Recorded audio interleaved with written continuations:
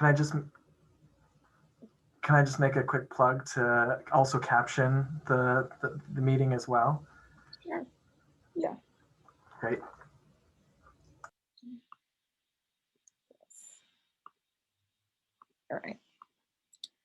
All right. So yeah, I guess we can start. Sure. So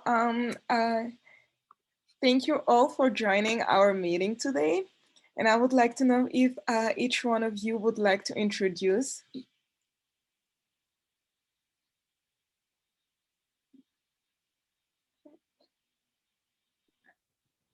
I can start. Hi, my name is Beatriz Patiño, the director of the Center for Student Diversity and Inclusion, and I use she, her, and ella pronouns.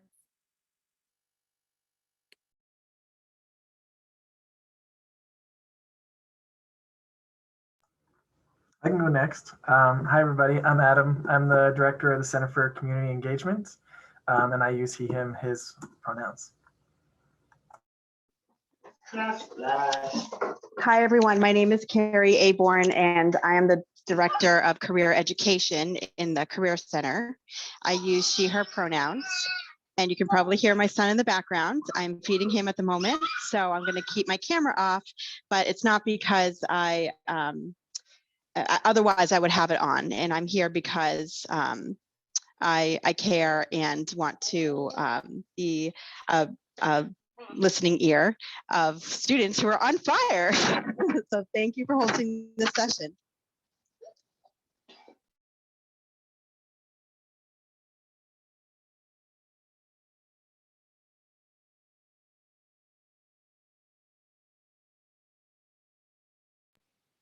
I can go. My name is Catherine, and I am the site coordinator at Youth on Fire. Thank you all for having me. Sure. I use she, her pronouns. Okay, all right. Thank you. So hello, everyone. My name is Leila Njai, and I am the Service Learning and Community Partnership Grad Fellow from the Center for Community Engagement at Suffolk University. Hi, everybody. My name is Luz Pimentel. I use she and her pronouns, and I'm the Community Partnership Scholar at the Center for Community Engagement. Sure. The Trans Awareness Month is a moment that the Center for Community Engagement is dedicated to introduce and give information to people. So the goal of the Trans Awareness Month is to educate students about trans awareness in our local, national, and global communities, as well as to empower them with the information, tools, and resources of ways they can address trans awareness. Some of the learning outcomes that we want to sort of take out from these panels is to increase awareness and gain understanding about trans awareness issues surrounding our communities, discover new resources, programs, and organizations that serve transgender populations, and find ways that we can help, while also just becoming self-aware of one's personal thoughts and assumption. Sure. So unfortunately, due to COVID-19 this year, we have been limited to only hosting and participating in virtual events like this panel. However, this by no means will limit the Center for Community Engagement passion to help and educate the Suffolk community. So in the past, the CCE has done a lot of programming, including workshops on gender identity, observing Trans Day of Remembrance, and doing programming for Trans Awareness Month for the past 5 years.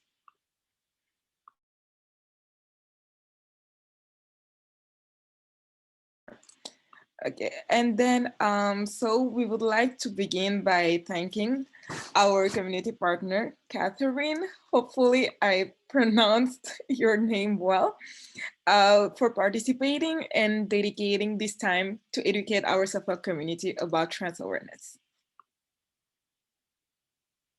Thank you, Catherine. Thanks for having me. You're welcome. Catherine, could you please talk more about your organization, what you do, and how you help? Sure. Yes, thank you. So just again, my name is Catherine. I use she, her pronouns, and I'm the site coordinator at Youth on Fire. Youth on Fire is a program in Harvard Square, so Cambridge. And we serve folks who are aged 14 to 24. And generally those folks are houseless, they are experiencing homelessness, they are unstably housed in some way. It's not an outright requirement of the program, and we certainly see folks who are housed and either have been part of the community before or are trying to avoid like losing their housing, things like that. So generally folks that we see are experiencing instability in their housing in some way. And that can also include things like an unsafe home, even if it is permanent. It could mean that they are living with parents or a partner who are who's abusive. It could mean that they are at risk of being kicked out if they want to live as themselves, if they want to come out or anything like that. So those are some of the folks that we see. We are a drop-in center, although I'll talk a little bit at some point, I'm sure, about what that looks like during COVID. And also I apologize in advance if you hear my cat in the background. He's right there and he's just always underfoot, so I apologize. So we are a drop-in center, though that has changed during COVID. And what that means essentially is that people can come and go as they please during our open hours. And we try and be as low threshold and have as few barriers to service as possible. We really operate under the practice of harm reduction. And I'll talk about that a little bit. Harm reduction more broadly is meeting people where they are in their own lives, and not setting goals for them that they don't have for themselves. It is recognizing that folks are going to engage in truly anything they want to engage in, whether you think they should be or not. And you can't change their mind unless they are ready, willing, and able to make a change. Harm reduction also, that is sort of like the way that I describe it, but harm reduction also believes that making a change is not the better way to move through your life. It is just a path that someone can choose. And one of the key tenets of harm reduction is providing education and safe ways for people to continue living the life that they are living and the one that they want to live, to reduce as much risk as possible to themselves. So there are some major examples of that. The two biggest examples are providing safer sex supplies for folks instead of abstinence-only education, because we recognize that people are going to have sex whether you think they should be or not, and there are many ways to reduce risk there. And then the other large example are programs like syringe exchanges, needle exchanges, recognizing that people who are using any kind of drug, injection drugs specifically, if we're talking about needle exchanges, don't just stop overnight because someone says to them one day, hey, that's not healthy. Everybody knows that already, and it's not just going to stop because someone points that out. But there are a ton of ways to reduce risk if you provide lots of education and provide safe materials to use with. So those are kind of the big examples of harm reduction, and we really try and take those examples and those beliefs and apply it to everything that we do, including, like I was saying, having as few barriers to service as possible. So for our drop-in, the only requirement is that someone is between the ages of 14 and 24. We don't check IDs, it is on the honor system, and folks are generally pretty protective of their community, so they are usually between 14 and 24.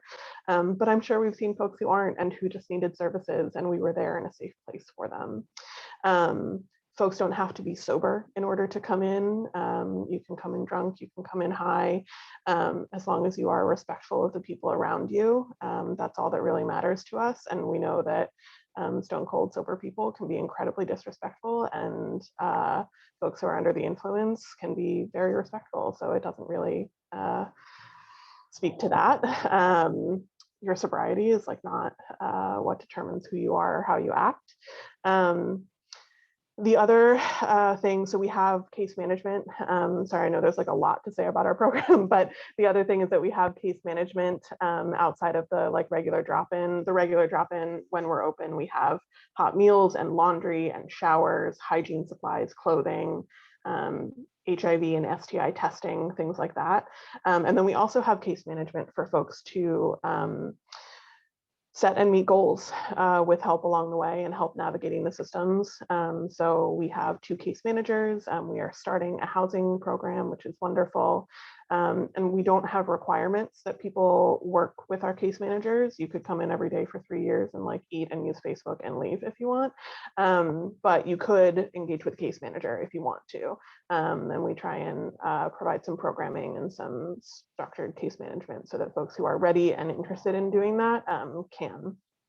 And then we also have leadership opportunities. We have a peer leader program for folks who are, we call our young folks members of our space, for folks who are members to get hired and paid as like employees, and then also speaking engagements. So sometimes we have young folks join for things like this. So those are some of the services we provide and how we provide them.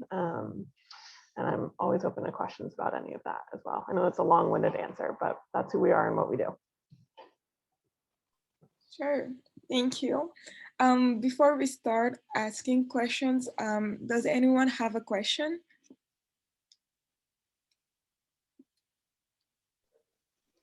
Catherine, as a non, oh, sorry.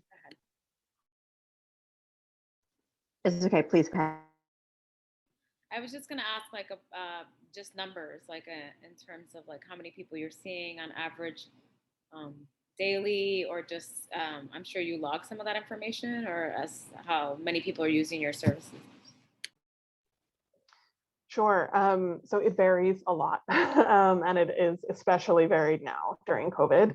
But when we are open, when the drop-in is open, we serve somewhere around 200 people a year. And on any given day, it depends on so many things. It depends on the weather, it depends on what time of the month it may be, whether folks are in town or not. We can see anywhere from like 15 to 45 people in a day. We actually tend to see fewer people in the winter and on bad weather days, which I think is a little, folks think is counterintuitive.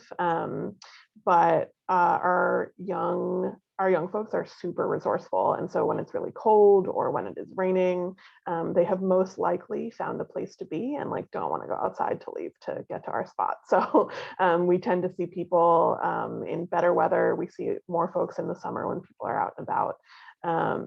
And those are the days that can get really busy. We can see like up to 45 folks in a day. Not at once, that would be overwhelming, but in a day.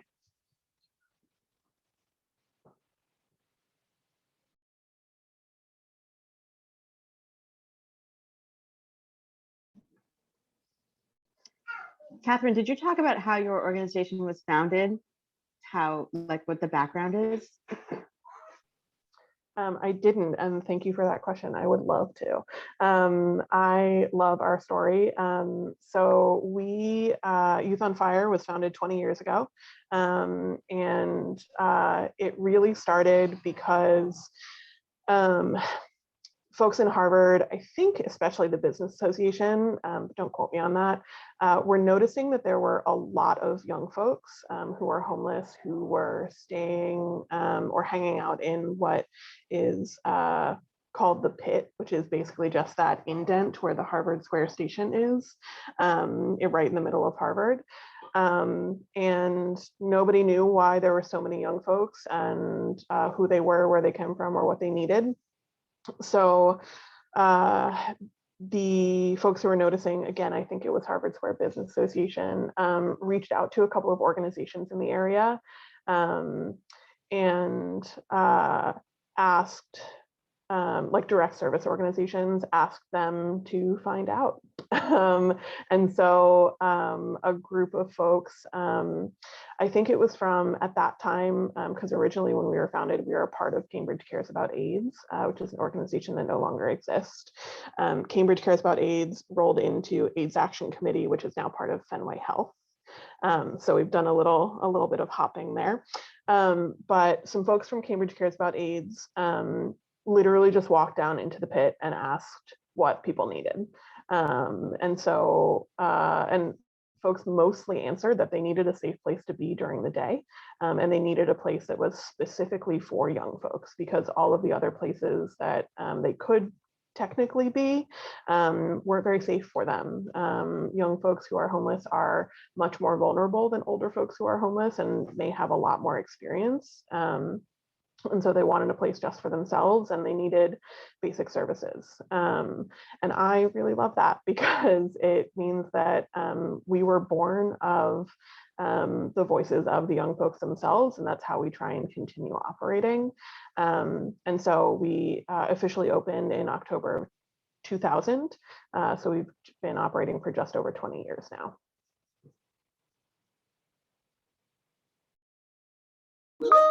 Thank you. So our first question would be, how did the environment of your organization change since the pandemic? That's a great question. As you can imagine, it's incredibly hard to run a drop-in center virtually, and we did have to go virtual. Unfortunately, due to the virus and the nature of how many people come into a drop-in, our organization decided that it wasn't safe for us or for young folks to be there. And while that's really hard, like, absolutely, we understood. Thankfully, and I'll talk about it, I assume, at another point, but we are housed in the same place as Y2Y, which is a youth shelter, which is where folks can be overnight. And thankfully, they have been running during the whole pandemic. And so they, while it is incredibly hard for young folks to miss their daytime services, I'm very glad that they did not have to lose their beds as well. So shout out to Y2Y, who have been able to stay open this whole time. They've been doing really incredible work. So we shifted and became virtual in March of last year. And we have done a lot. We've done a lot since then, but it has been really hard to connect with folks. So kind of the major things that we did, we moved to like virtual drop-in hours where people could drop by and talk to case managers. We moved toward, we had a lot of groups. We ran themed days. So we had Motivation Mondays and Wellness Wednesdays and like Trivia Tuesdays. We did a lot of groups like that, trying to just see people and do some of the programming that we would be doing in the space. We ran workshops for folks to join. We did some workshops, some on like the opioid epidemic. We did a workshop on banking, like personal banking. Sorry, I apologize in advance if I have to shift at one point to plug my phone in. We did a group on like smoking weed and the costs and benefits, things like that. So we did a lot of groups and a lot of programming that way. But we were hearing just overwhelmingly that that was not really what people needed. Like at the very beginning of the pandemic, they wanted that engagement when we didn't know, when we like thought we were going to be back in a month, you know, and people just kind of wanted to stay connected. And then as it quickly became clear that that is not how it was going to go, we started hearing like pretty immediately that they needed other things, and the things they were really missing were things like food and things like showering, stuff like that. It was quickly turning into summer and they like couldn't get a drink of water anywhere. They didn't know where to use the bathroom, that kind of thing. So starting at the beginning of last summer, our team started doing street outreach kind of as soon as it was safe to do it. As soon as the numbers started dropping, we started doing like direct street outreach. We worked at first, I went out with the team at Access. Access Drug User Health Program is another program of Fenway Health, and they are the syringe exchange that's right in Central Square. Phenomenal team of harm reduction experts. And they have been doing outreach the whole time during COVID. So I started going out with them in Central and Harvard Square, which is where most of our folks are when they're not like in one of our programs.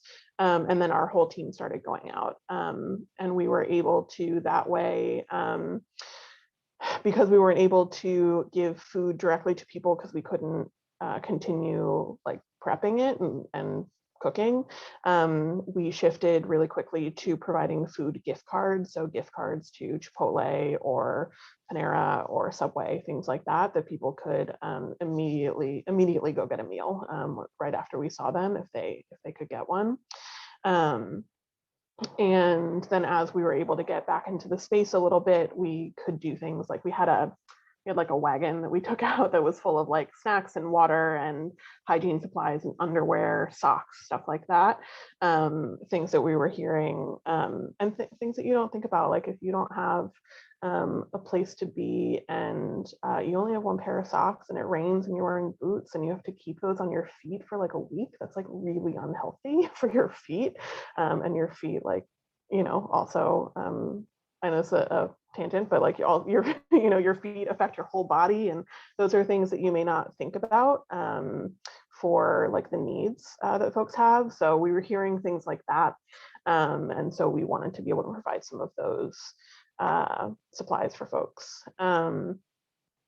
That lasted all the way up until a couple of months ago, when we were able to get back into the space a little bit more, as things are slowly, as vaccines are getting more widespread, things like that. And as we got sort of our protocols and all of our like PPE and things like that in place, we were able to get into the space a little bit more. And so now we are there 3 days a week, and we have appointments that people can drop in for, and we can see folks for 30 minutes every day. And it is 2 people in at a time, so it is not nearly what our drop-in is, but it is the best we've got, and it is really good to see people. And we're finding we actually started out with 10-minute days instead of 30-minute days, because we figured maybe folks just want to like use the bathroom, get some food and go, and nobody was using it. They like really wanted to stay and do some work. So we shifted all towards 30-minute days. So that's where we are right now. We're not doing outreach because we are in the space full days, 3 days a week. And the hope is that we will move toward 5 days and then longer appointments and then more people, and as it opens up in whatever way it can. Thank you so much for sharing that. Another question is, what are some of the challenges in dealing with a younger population? There are so many, as there are dealing with so many different populations. There are tons of challenges. One challenge, although this can happen to anyone at any age, one challenge is that folks who are experiencing housing instability when they are young, it is often their first time experiencing housing instability, and that is incredibly hard. Folks are really scared, folks are really, really vulnerable, and it's really hard to support someone through that process, just because none of our systems are really set up to support someone through that process. That is one of the other huge challenges. It's not necessarily youth specific, but the things that people need just don't always exist. And so you can't actually make the connection for someone that they have asked you to make. It could be housing, and they are going to lose their apartment or get kicked out of their place in a week, and there is just literally no housing that's going to come through in a week. It takes months, if not years. It could be that someone is interested in getting into a detox program and all of the beds are full. It could be that someone is experiencing domestic violence and wants to get to a DV shelter and all of the beds are full. It could be kind of anything like that.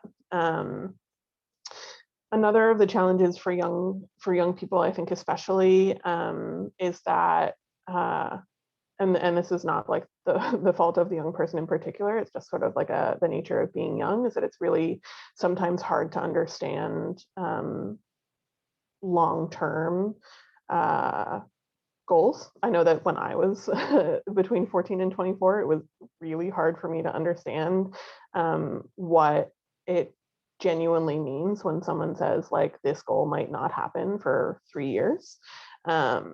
And it's really hard to keep people engaged because of that. And so, and I really respect not being able to like stay engaged for 3 years in something and to work at something for 3 years like that, especially when it is like a basic human right that should be afforded to them the next day. So that's really hard working with youth. Yeah, and then there's also just like a ton of really big personalities, and sometimes that means it's a lot of fun, and sometimes that means it's really hard, in the same way that it is for any group of youth, whether they are houseless or not. There are wonderful, wonderful, joyful moments, and there are some real hard spots. And I think that's not unique to youth, but in a like certain way it might be, and part of why I love the job, but it's also one of the challenges. Sure, thank you. So talking about housing and homelessness, how are you able to provide housing to underage youth? So just one of the details of our program is that we don't actually provide the housing. We are folks who connect folks to housing. And I don't know if this is what you're asking specifically, but one of the major challenges in providing housing or housing connections to folks who are under 18, who are underage, is that legally it doesn't exist. They are not allowed to access housing under 18. It is currently illegal to be a runaway in the state of Massachusetts. And what that means is that if you are under 18 and you are deemed a runaway, nowhere is legally able to house you for more than 48 hours without either returning you to your family or turning you over to the state. And so that is, while I think a law that is designed with good intentions because they don't want folks to be unaccompanied under the age of 18, what that usually means is that is two things. One is that people who are under 18 don't seek out services because they know they'll be reported. We actually almost never see folks who are under 18, and I think part of it is for that reason. Folks just don't come forward. They find a place that is safe for them, whether it is with a friend or whether it is outside, and they just don't access services. The other thing that ends up happening is that people get returned to really abusive homes, or they get turned over to the state, which is often an abusive system of itself. And there's really no good answer there for housing for folks who are under 18. It is one of the biggest things that I think needs to change, and one of the areas that I think people need to put a lot of work into, because it means that folks who are under 18 who are experiencing housing instability or who are houseless are really vulnerable. And there are a lot of really unfortunate outcomes, and it's unsafe for them. And I'm really hopeful that that's something that can be addressed in the very near future, and that will really hopefully change. Thank you. Another question is, how do you sort of build trust and like confidence in these youth, given that they're such a like vulnerable state? How are you able to sort of build that confidence in them and sort of create that trust between your organization and them? That's a great question. I think that the first and most important thing is consistency. You have to be there. Not all the time. You can hold your own boundaries. You can work within the boundaries of whatever organization you are working for. But be there when you'll say you'll be there. Be there a lot, and be there without judgment. Is truly key. If you aren't consistent, people won't trust you and they won't believe that you can follow through on what you say you're going to follow through on. So consistency is huge.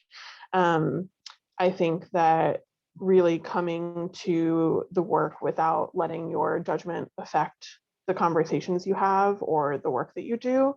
Ideally, there are no judgments that you have, but that's not the world we live in. Everyone has judgments. Everyone has opinions about whether we think someone should be doing something or not. So if you find yourself in that situation, try not to let it affect the conversation or the work that you're doing with someone. And then also, I think I mentioned it earlier, but don't like set a goal for a young person that like you think they should have. Let them set their own goals. It's the way that they're gonna meet them. If you set like, I mean, think about like if you, or when I was like in high school and my room was a mess. This is like a silly example, but when I was in high school and my room was a mess and my mom would be like, clean your room. And I didn't think I needed to clean my room. I didn't clean my room.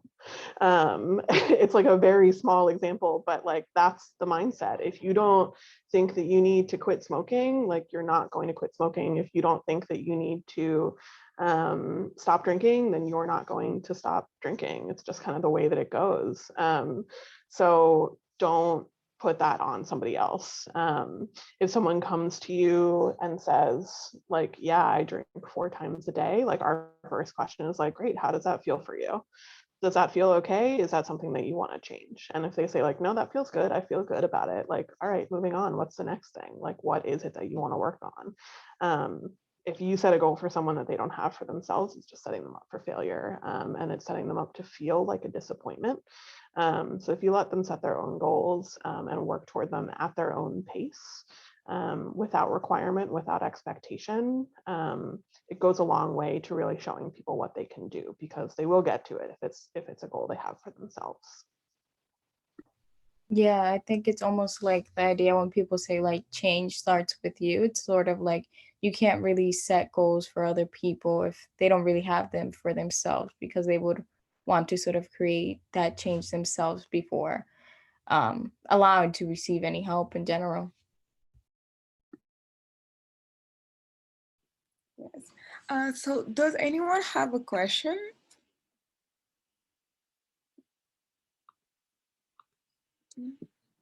I was just curious about your particular story and how you got to do what you do and what motivates you to keep doing it, and maybe even something that's inspired you this year. Yeah, sorry, my cat is being very vocal right now, so now is when you might hear him. So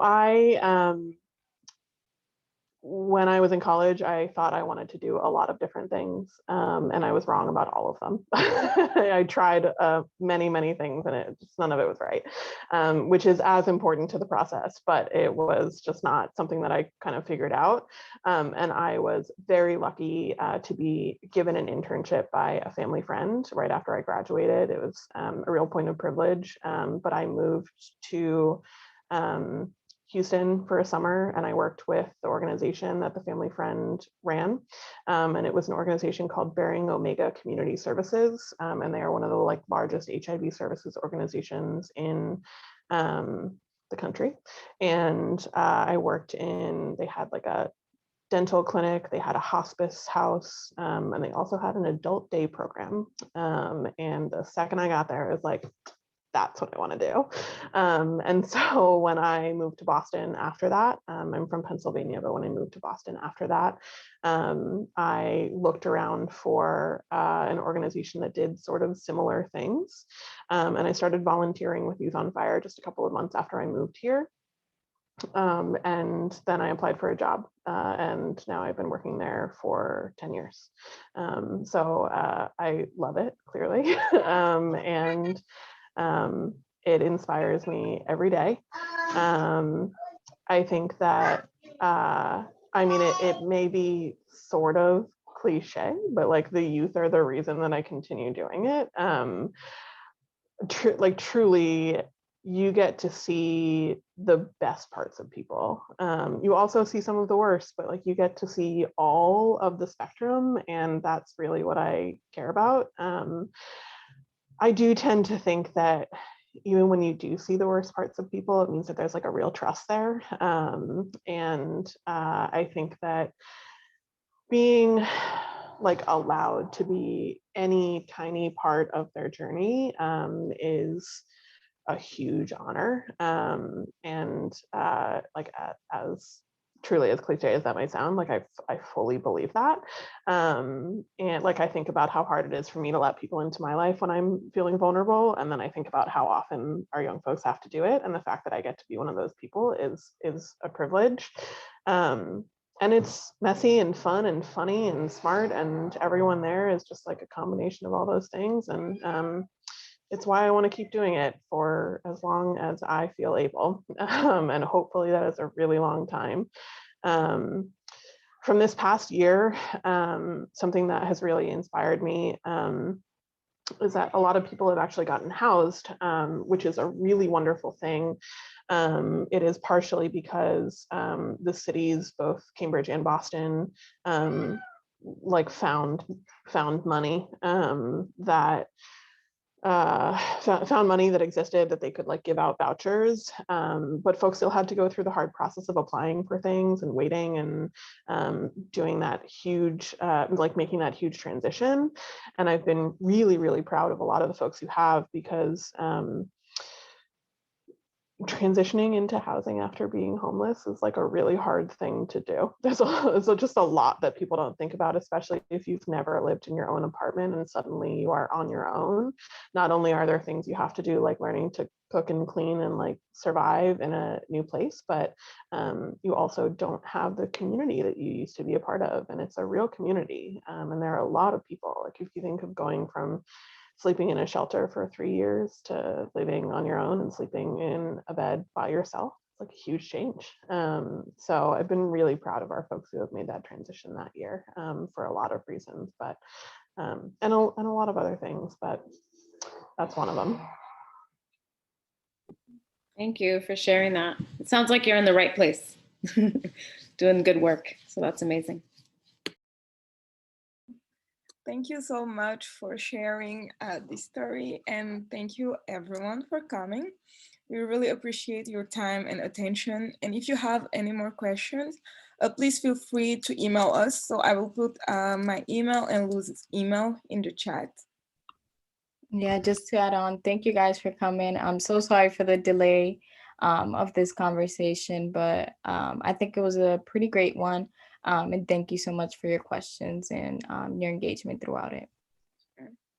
Thank you so much for having me. I also just wanted to say, I know that we didn't necessarily talk specifically about trans youth, and this is for highlighting Trans Awareness Month. I am more than happy. I know I got a list of questions, but I'm more than happy to send over my answers. And I know this is being recorded, and if it's being shared, you are welcome to like share those answers as well, because I think it's important to highlight the trans youth community. So I'm happy to talk about that as well. I know we didn't get to it here because I'm long-winded, but I think, yeah, I can do that as well. Thank you. Thank you. Thank you very much. Thank you. Thanks so much. Bye, y'all.